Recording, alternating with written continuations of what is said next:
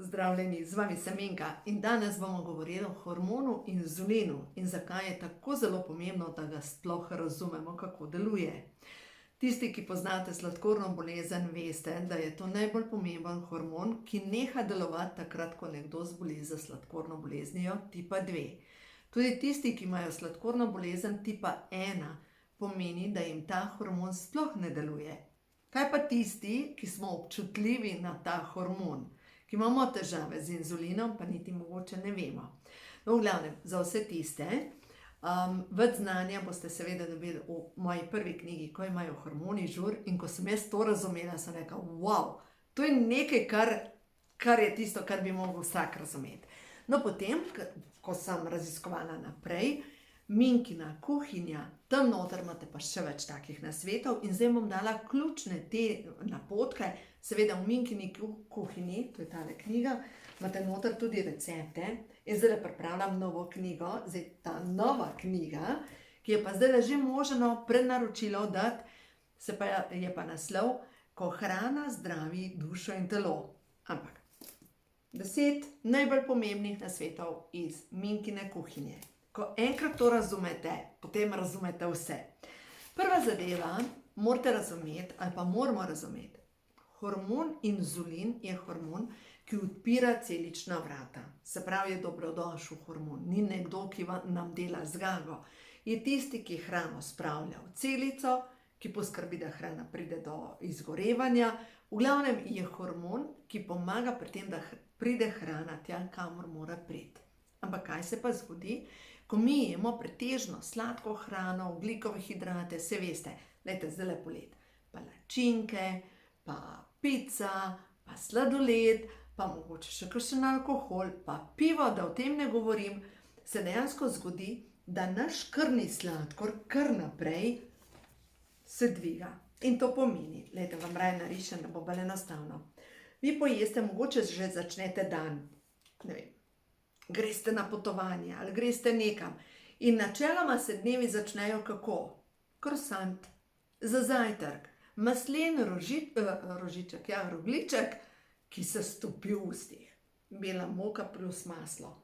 Se dvigne sladkor v krvi in potem pride hormon inzulin in ta presežek sladkorja stlači nekaj v celice, ker jih porabimo pač za energijo, in če ne rabimo za energijo, ta presežek sladkorja gre v maščobne celice. Potem nam pa pade sladkor v krvi in telo dobi informacijo. Rabim novo hrano.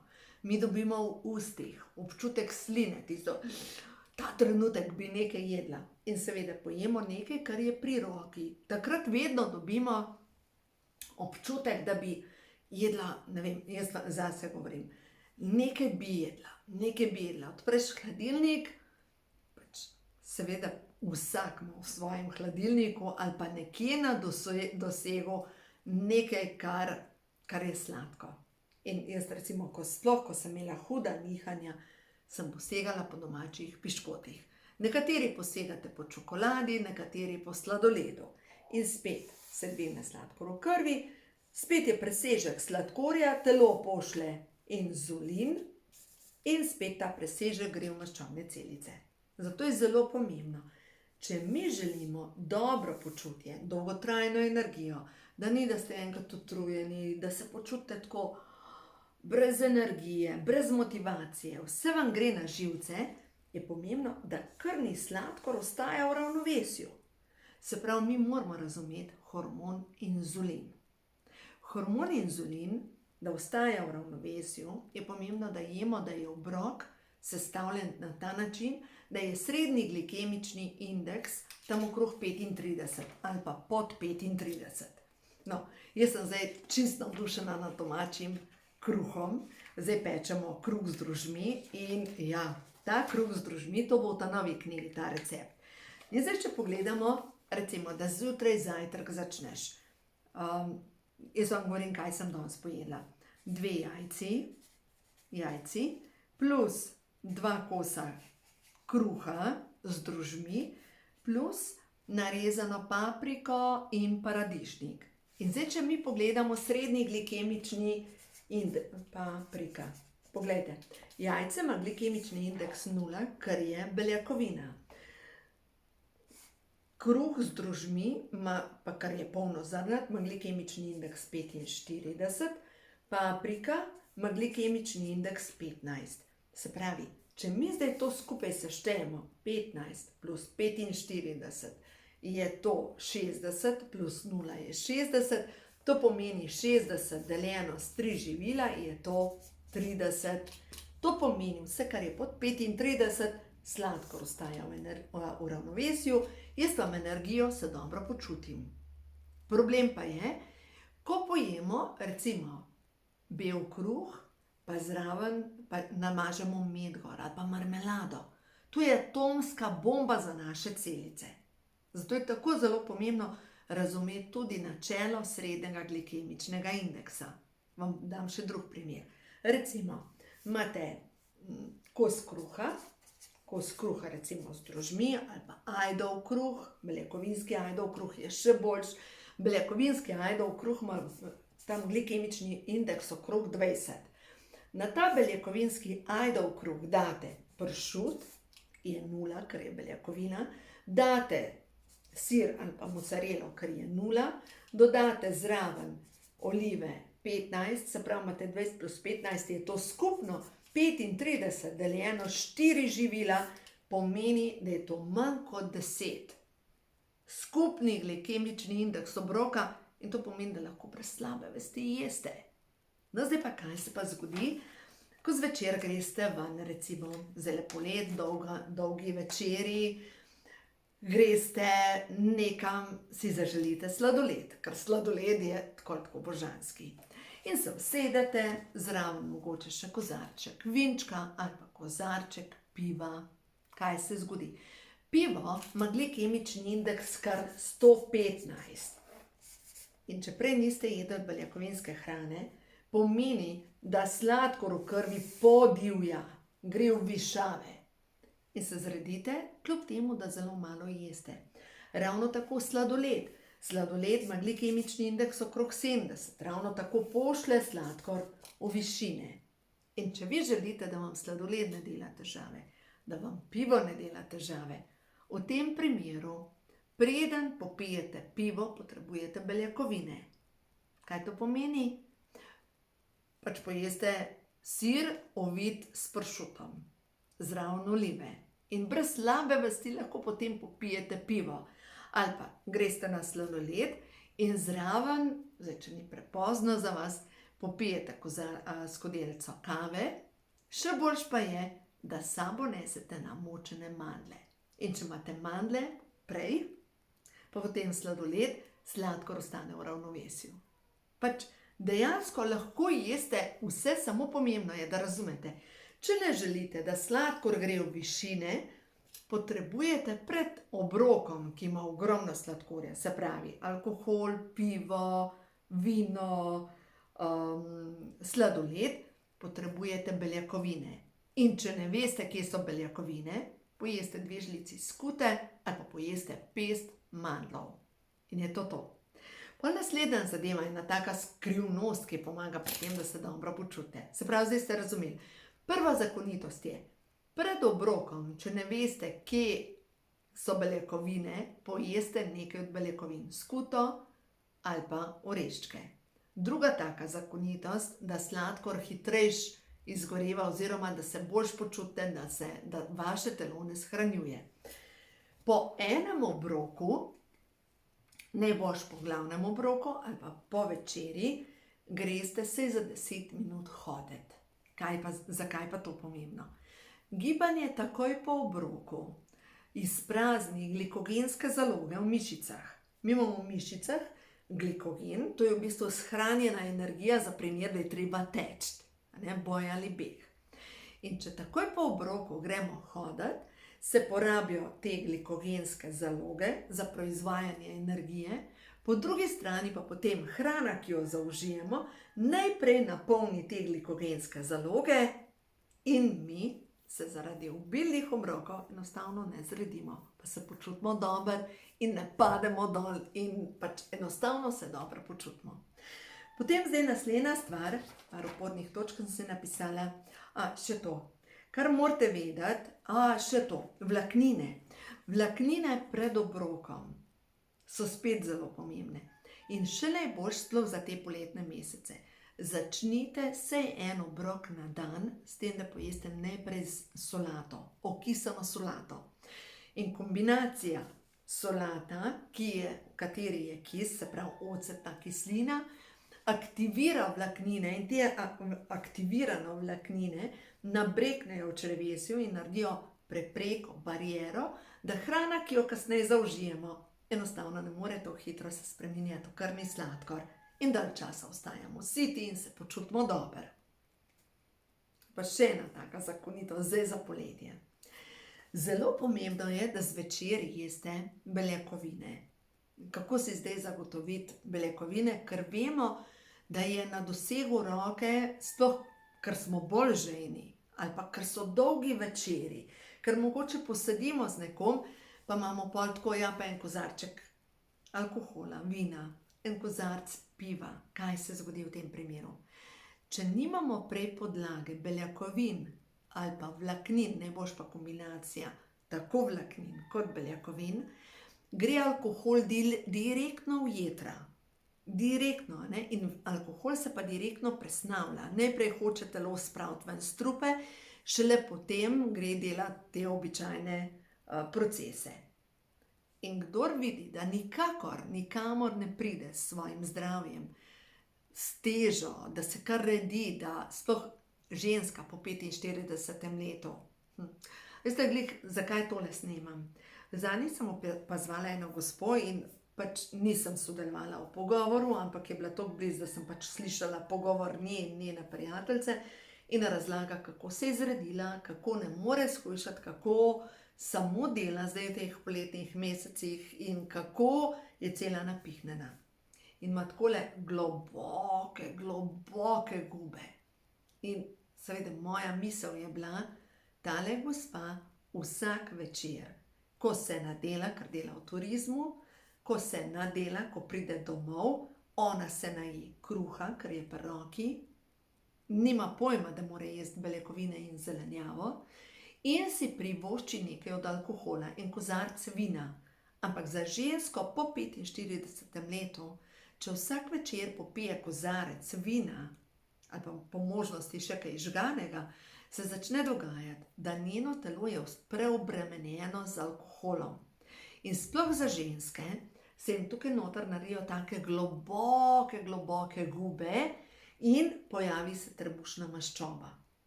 In to je od alkohola. Tako da, glejte dame, če vidite, da ne morete shujšati, dajte razumeti hormon inzulin. Se pravi, jesti je treba na 2,5 uri, vedno se vprašate, kje so tukaj beljakovine, po enem obroku greste hoditi, saj za 10 minut.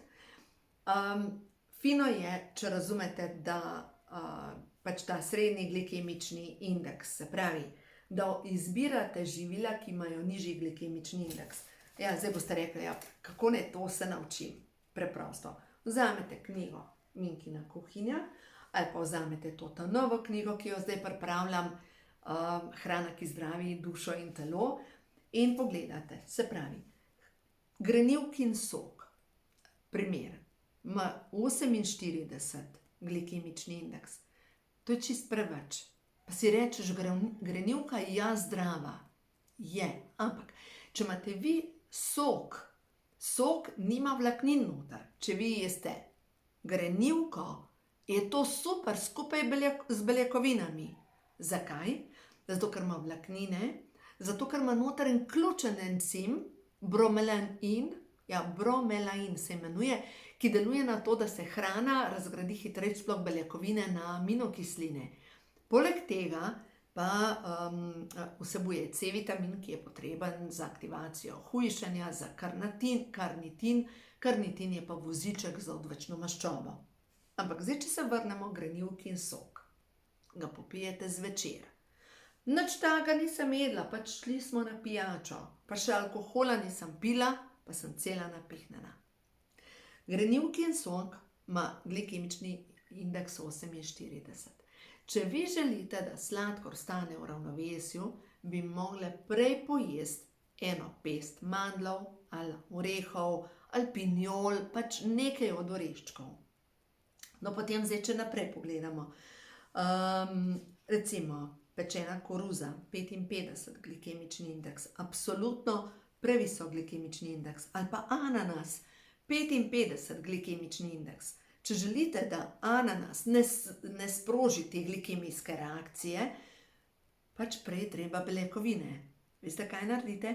Pojeste par žlic tega grudastega svežega sira, ki je ful dober okus, ali pa kar zmešate skupaj z ananasom, na koščke narezan, imate krasen, sadno skutko. Potem recimo spet melona, 60 glikemični indeks. Melona skupaj s pršutom. Ali pa če gledamo, kaj sem že mislila, lubenica. Lubenica ima glikemični indeks, mislim, da 70. Pač, dajte pomisliti, lubenica, ki je zdrava, ti dvigne sladkor v krvi. Kako zdaj to izenačiti, ta glikemični indeks? Prej pojeste pest mandljev. Zdaj pri mandljih je zelo pomembno, da so prej namočeni, zaradi tega, ker imajo vse fitinsko kislino. Fitinska kislina pa izplavlja iz našega telesa žveplo. Žveplo pa potrebujemo za razstrupljanje. Tako da je zelo pomembno, da mandlje predhodno namočimo. Tako da, glejte, ko boste razumeli to načelo srednjega glikemičnega indeksa in predvsem jaz pišem vse te recepte in označen imam, srednji glikemični indeks obroka je 30. Se pravi, lahko jeste vse, ampak kombinacije so pomembne. In ko enkrat razumete, da lahko pač dejansko jeste vse.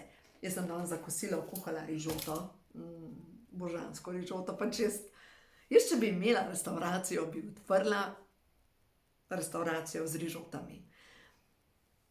Preprosto, skuhano v dobrih 20 minutah, ampak popoln obrok. Pomislite, ne rabite komplicirati, naučite se kuhati par jedi in boste videli, hrana je tako užitna, če je sveže pripravljena, hkrati zamešate vso to svojo ljubezen noter in drugače ne more biti, kot da vsa ta ljubezen vpliva na vaše dobro počutje in na dobro počutje vaše družine. No, zdaj, če pogledam, kaj je še pomembno pri vsem tem, pri inzulinu. Se pravi, alkohol ustavi kurjenje maščob. Zvečer ni primerno, da jeste sadje, zaradi tega, ker sadje dviga sladkor v krvi. Sadje je najboljše, da ga jeste kot dopoldansko malico skupaj z beljakovinami. V glavnem, če boste to razumeli, boste videli, kako se boste dobro počutili. No, to je to, kar sem danes želela govoriti z vami, zdaj pa da vidimo še par kart prehodov na novo dobo, pa pozitivnih sporočil. Kaj je za tole dušico pomembno, da sliši, da ozavesti, kaj je tisto, kar ti stvarstvo sporoča. Ja, najlažje sedeti takole, s čašico, kaj je to, koktejla v naročju in je to. In si misliti, nič se ne da spremeniti. Ali pač, vse se da spremeniti, samo par drobnih sprememb.